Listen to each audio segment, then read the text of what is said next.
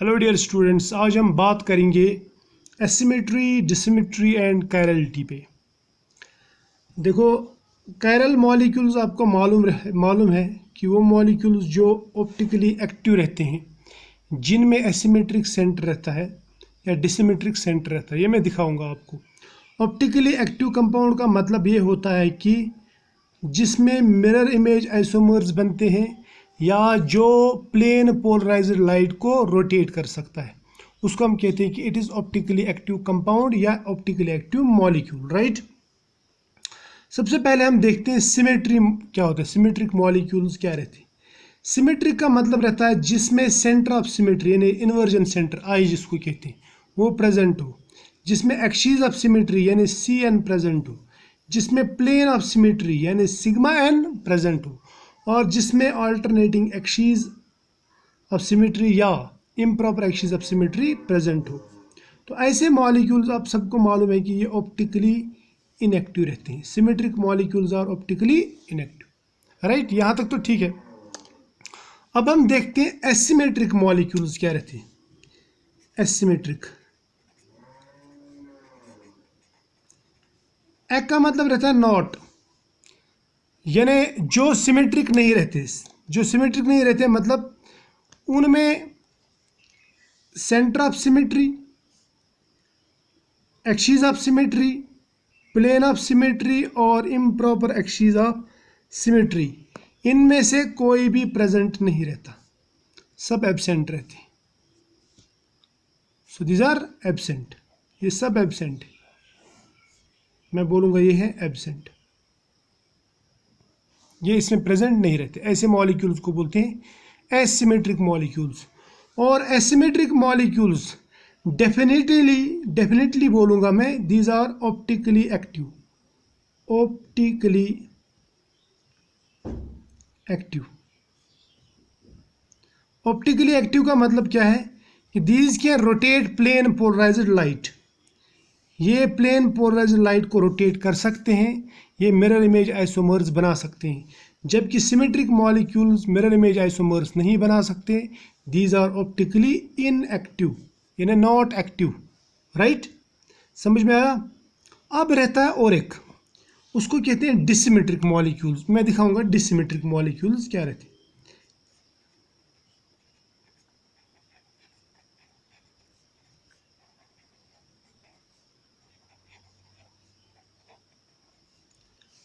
डिसिमेट्रिक molecules, डिसिमेट्रिक molecules का मतलब रहता है जिनमें inversion centre, axis of symmetry, sigma N मतलब प्लेन ऑफ सिमेट्री, और एस एन, एस एन मतलब क्या रहता है इम्प्रॉपर एक्सिस ऑफ सिमेट्री। इन चारों में से सिर्फ और सिर्फ ये प्रेजेंट रहता है, ये एब्सेंट रहता है। This one is absent, this one is absent, so only this is present. तो मैं इसको लिखूंगा कि ये प्रेजेंट है, ये वाला प्रेजेंट है। तो मैं कहूँगा ऐसे मॉलिक्यूल्स जिनमें only axis of symmetry present हो, बाकी सब एब्सेंट। क्लियर। और मैंने आपसे कहा कि asymmetric molecules definitely optically active रहते हैं। या मैं ऐसा भी बोल सकता हूँ ऑल डिसिमेट्रिक मॉलिक्यूल्स और asymmetric, but all asymmetric molecules are not dissymmetric. Clear, ये समझ में आया ना। अब देखो, अब इसकी बात करेंगे। ये तो मैंने आपसे कहा कि these are optically active asymmetric. Dissymmetric जो है, डिसिमेट्रिक भी ऑप्टिकली एक्टिव रहते हैं, ऑप्टिकली एक्टिव। तो ये बात याद रखना कि ऑप्टिकल एक्टिविटी के लिए ये हार्ड कंडीशन ज़रूरी नहीं है। एसिमेट्रिक बिल्कुल एसिमेट्रिक नहीं होना चाहिए।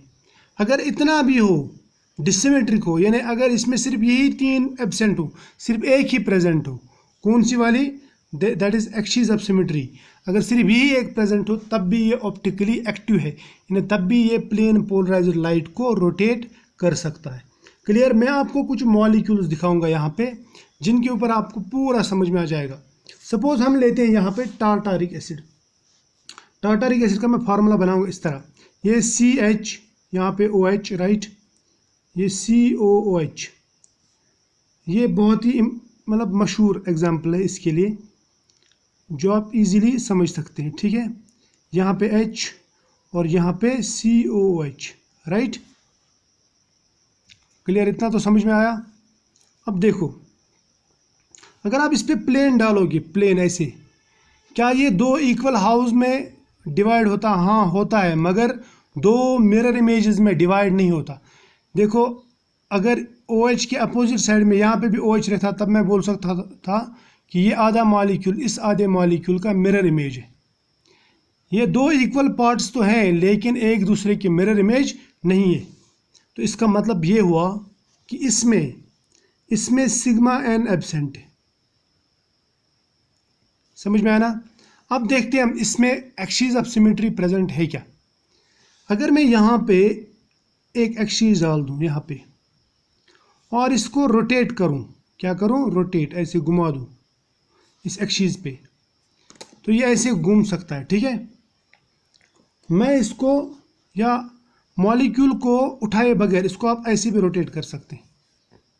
ऐसे रोटेट करेंगे तो ऐसे रोटेट करेंगे तो इसी के जैसा मॉलिक्यूल, इन्हें अगर आप इसको ऐसे रोटेट करेंगे ना, आपको फिर वही मिल जाएगा। देखो, ये रोटेट करेंगे इधर आएगा, ये OH ग्रुप इधर आएगा, राइट। चलो मैं ये पोर्शन रोटेट करता हूँ, इसको रखेंगे कुछ टैग यहाँ पे, पहले टैग से पता चल जाएगा। देखो ये टैग रख दिया मैंने, ठीक है। इसको करेंगे रोटेट, इसको इधर घुमाओ, देखो क्या होगा आपको। ये जो C है, ये वाला C, ये पहले लिखेंगे आप, ये आप लाएंगे ऐसे घुमाएंगे तो ये इधर आएगा OH इधर, COOH इधर, राइट, टैग वाले बोल रहा हूँ मैं। और H जाएगा, ये जो है ये ऊपर जाएगा, क्योंकि हम इसको 180 घुमा रहे हैं, 180 डिग्री, राइट। उसके बाद में ये तो टैग वाले। अब ये जो ये वाला पोर्शन है, ये भी ऐसे घूमेगा, इसको भी घुमाओ ऐसे, तो ये ऐसे घूमेगा, ये OH ऊपर, COOH इधर और H इधर। अब देखो ये दोनों एक जैसे लग रहे हैं, लेकिन इसका टैग वाला ग्रुप जो है वो राइट साइड में, इसका टैग वाला ग्रुप लेफ्ट साइड में। तो इसका मतलब इसमें एक्सिस ऑफ सिमेट्री है, लेकिन प्लेन ऑफ सिमेट्री इसमें नहीं है। समझ में आया? इसमें प्लेन ऑफ सिमेट्री नहीं है। फिर मैं क्या बोलूँ? फिर मैं ऐसा बोल सकता हूँ कि ये जो मॉलिक्यूल है इट इज़ डिसिमेट्रिक। क्या है ये? डिसिमेट्रिक। तो आप प्लेन ऑफ सिमेट्री पे ज़्यादा ध्यान देना, उससे पता चल जाता है। तो इसमें डिसिमेट्रिक लिखूँगा मैं, it is dissymmetric therefore optically active, right. ये होगा एक एग्जाम्पल। अब दूसरा एग्जाम्पल लेते हैं। अब अगर मैं आपसे पूछूं टार्टारिक एसिड ऑप्टिकली एक्टिव है, क्या यह मिरर इमेज आइसोमर्स बना सकता है? आप क्या बोलेंगे? यस। आप बोलेंगे यस, यानी इसमें डिसिमेट्री है तो इसमें कायरलिटी है। कैसे? मैं आपको प्रूफ देता हूँ। ये COH, राइट, ऐसे ही बनाया था ना, इसमें OH यहाँ पे, H यहाँ पे, दूसरा OH उल्टे साइड में, HCOH। इस बार मैंने इसको थोड़ा सा ऐसे खड़ा बनाया, पहले ऐसे ये था हॉरिजॉन्टल इसमें, अब मैंने वर्टिकल इसमें बनाया। अब अगर आप इसके सामने मिरर रख दोगे, मिरर, तो इसकी शक्ल कैसे दिखेगी? इसकी शक्ल आपको ऐसे लगेगी, COH इधर, राइट, इस बार OH के सामने, H के सामने, राइट, यहाँ पे COH। So these two are mirror images of each other. मैं बोलूँगा ये टार्टारिक एसिड, ये वाला टार्टारिक एसिड है, ये ऑप्टिकली एक्टिव है। Why it is optically active? Because of dissymmetry,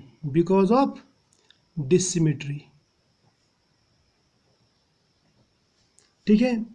यानी मैं बोलूँगा कि इसमें कायरलिटी है, ये कायरल है। क्लियर? समझ में आया ना? तो जो डिसिमेट्रिक रहते हैं वो कायरल रहते हैं, ये याद रखना। ये रहते हैं कायरल मॉलिक्यूल्स। मैं कायरल मॉलिक्यूल्स की बात कर रहा हूँ, ठीक है। अगर आपसे कोई ये पूछे कि ये कायरल क्यों है, तो आप क्या जवाब देंगे उसको, क्योंकि इसमें कायरल सेंटर्स हैं और ये डिसिमेट्रिक मॉलिक्यूल है, कायरल कार्बन है इसमें और ये डिसिमेट्रिक मॉलिक्यूल है, यही जवाब देंगे ना। लेकिन मैं आपको आज बताता हूँ कि कायरल कार्बन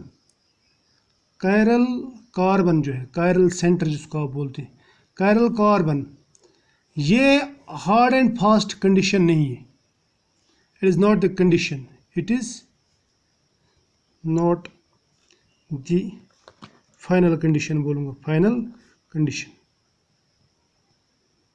किसके लिए, for a molecule to be active, right, for a molecule to be optically active.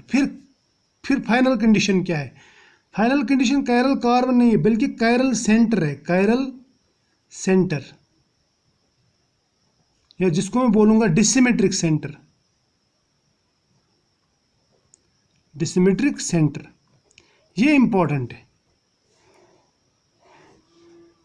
Centre यानी इसका जो मरकज है, जैसे इसमें हमने ये सेंटर रखा, हमने सेंटर पे देखा है इसको, तो कायरल कार्बन है अपनी जगह, लेकिन final hard and fast tool सिर्फ कायरल कार्बन नहीं है बल्कि कायरल सेंटर ज़रूरी है। जैसे मैं आपको एक एग्जांपल दिखाता हूँ, यहाँ पे मैं बनाता हूँ ये मॉलिक्यूल, ये इस तरह मॉलिक्यूल है एक,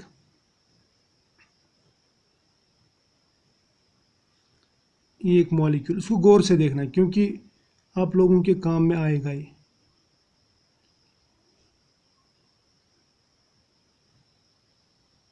इसको थोड़ा मैं मोटा बनाता हूँ, ठीक है, ताकि आप समझ जाएं कि मैं क्या कहना चाहता हूँ।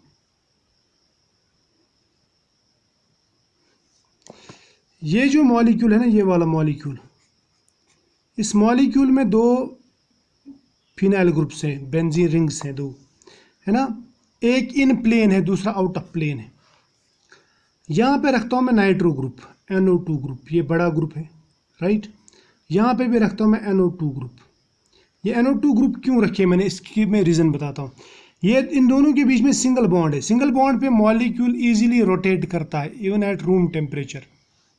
लेकिन अगर इन दोनों के ऊपर यहाँ पे ऑर्थो पोजीशन पे यहाँ पे भी नाइट्रो ग्रुप रखूँगा, यहाँ पे भी नाइट्रो ग्रुप रखूँगा, तो होगा क्या, जब ये मॉलिक्यूल इस तरह मॉलिक्यूल है, राइट, या मैं इस तरह बोलूँगा आपको, जब ये रोटेट करना चाहेगा ना, तो ये नाइट्रो ग्रुप्स एक दूसरे को यहाँ पर रिपल करेंगे, स्टीरिक रिपल्शन होगी यहाँ पे, ये रोटेट नहीं होने देगा।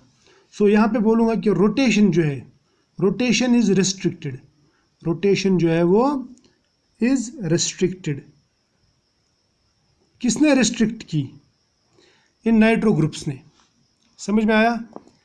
अब अगर आप इस मॉलिक्यूल को देखेंगे, आप इसको किसी भी एंगल से देखो, इसमें प्लेन ऑफ सिमेट्री नहीं है, क्योंकि एक नाइट्रो ग्रुप जो है, ये वाला नाइट्रो ग्रुप, ये इन प्लेन है, इन प्लेन वाले ये इस पेपर के प्लेन में, यानी इस तरह है वो, और दूसरा जो है वो इस तरह है, इधर पीछे बोलूँगा उधर, वो पेपर के नीचे जा रहा है, ये वाला पेपर के ऊपर जा रहा है, तो ये दोनों एक ही प्लेन में नहीं है। या मैं आपको ऐसे समझाता हूँ, ये देखो, ये मेरे दो हाथ है ना, ये दो हाथ, ये इसको बोलूँगा मैं इन वन प्लेन। लेकिन अगर मैं एक हाथ ऐसा रखूँ दूसरा ऐसा, तो ये हाथ और ये हाथ, यानी ये हाथ जो है, ये वाला हाथ, ये दोनों ये आउट ऑफ प्लेन है ये वाला, जबकि ये वाला इन प्लेन है, राइट।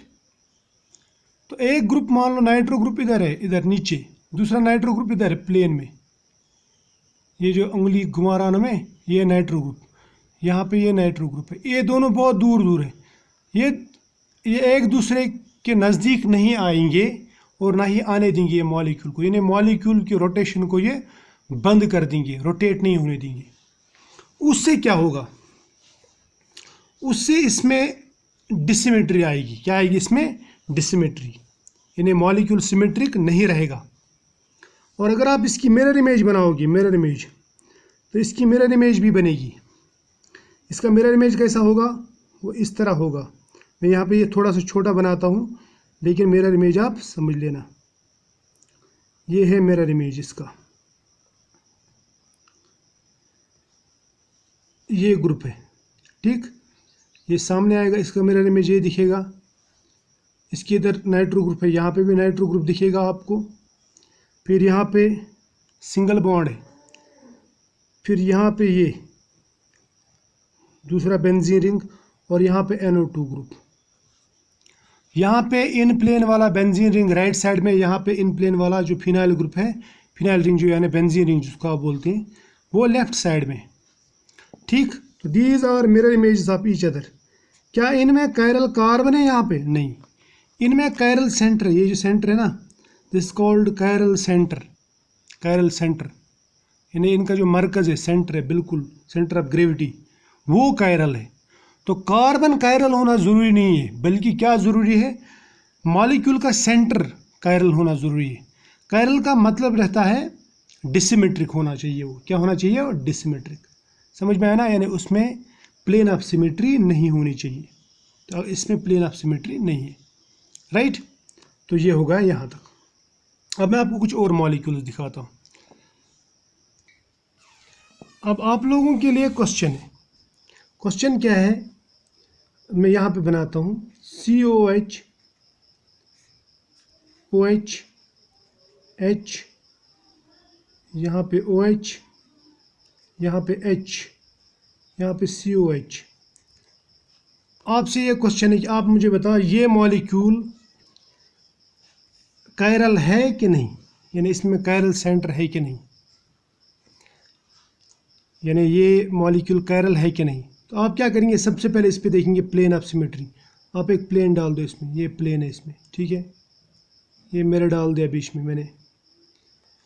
आप इसको देखो, इस मिरर की इस पार और मिरर की इस पार, ये दोनों एक दूसरे की मिरर इमेजेस हैं, दो इक्वल हाउस और मिरर इमेजेस।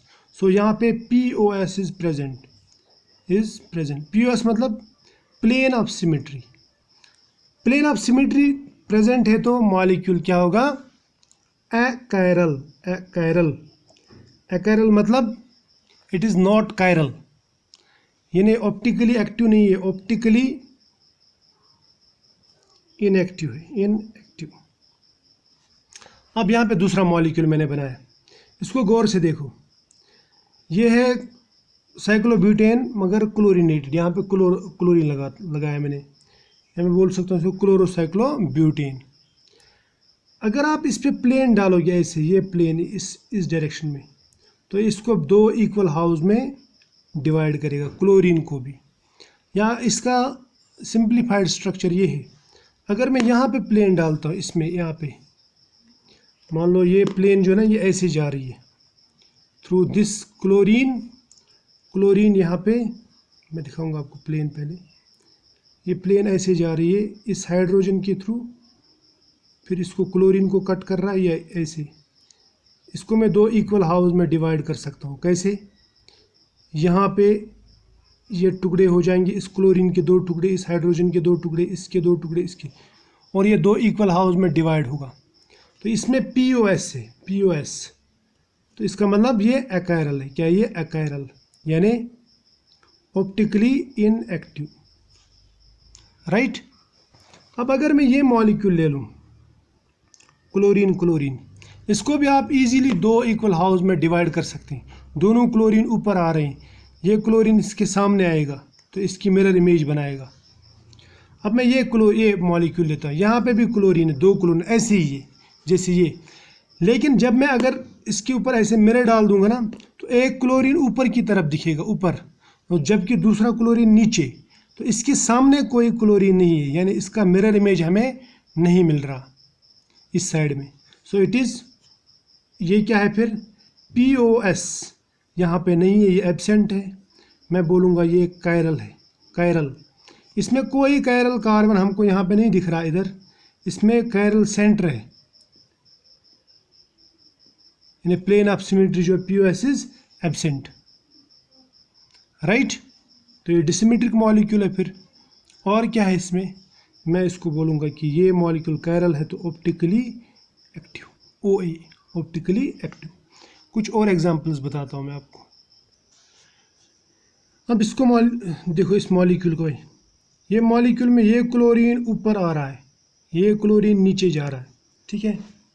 लेकिन अगर हम एक प्लेन ऐसे डालेंगे, ये देखो, ये जैसे मेरा पेन है ना, ऐसे, यानी इस प्लेन के ज़रिए क्लोरीन भी दो हिस्सों में कट हो रहा, ये क्लोरीन भी दो हिस्सों में कट हो रहा है। इस तरह भी कॉर्नर एक आएगा, इस तरह भी एक जैसे कॉर्नर। तो मैं बोल सकता हूँ कि इसमें प्लेन ऑफ सिमेट्री है, ठीक है, प्लेन ऑफ सिमेट्री है। इसमें इन्वर्जन सेंटर भी है, वो मैं यहाँ पे डिस्कस नहीं करूँगा, लेकिन प्लेन ऑफ सिमेट्री है इसमें, राइट। तो मैं बोलूँगा इसमें POS प्रेजेंट है, ये फिर अकायरल है, अकायरल का मतलब ऑप्टिकली इनएक्टिव, राइट। अब इस पे जाएंगे, इसका भी यही हाल है, इसमें भी ऐसे प्लेन डालो तो ये दो बराबर हिस्सों में डिवाइड हो जाएगा। तो मैं इसको बोल सकता हूँ फिर POS प्रेजेंट, अकायरल, ठीक, और ऑप्टिकली इनएक्टिव। अब इसकी बारी आती है। अब देखो भाई, इसमें हम प्लेन डालेंगे ऐसे, अगर मैं ऐसे प्लेन डाल दूं कन्फ्यूजन के बगैर जल्दी जल्दी में, ठीक है, ऐसे ऊपर से इसको दो हिस्सों में डिवाइड कर दूं, तो आपको ये वाला जो ना, ये वाला ग्रुप ये ऊपर आता है, ये भी ऊपर आता है, तो इसका मतलब ये एक दूसरे के मिरर इमेजेस हैं। यानी अगर मैं एक ऐसा मिरर यहाँ पे रख दूँ जिसमें दोनों तरफ से दिखता है, यानी उस तरफ से भी रिफ्लेक्शन आती है, इस तरफ से भी, आपको इस मिरर में ये तरफ दिख जाएगा और इस साइड वाले में, ऊपर वाले साइड में मिरर में आपको ये साइड दिख जाएगा, क्योंकि एक दूसरे के सामने है बिल्कुल और एक दूसरे के ही डायरेक्शन में। यानी ये भी ऊपर आ रहा है, ये भी ऊपर आ रहा है, ये भी ऊपर आ रहा है, ये भी ऊपर आ रहा है। इसका मतलब इसमें प्लेन ऑफ सिमेट्री है। POS इज प्रेजेंट, POS जो है वो प्रेजेंट है। मैं फिर क्या कहूँगा, ये सॉरी हाँ, ये अकायरल है, अकायरल, और क्या है, ऑप्टिकली इनएक्टिव। इसके बरक्स आप इसको देखो, इसमें ये जो ग्रुप है COH ये ऊपर आ रहा है, जबकि ये वाला ग्रुप जो है ये नीचे जा रहा है। क्या जा रहा है, नीचे, नीचे दिखा रहा है, जा रहा है प्लेन के पीछे।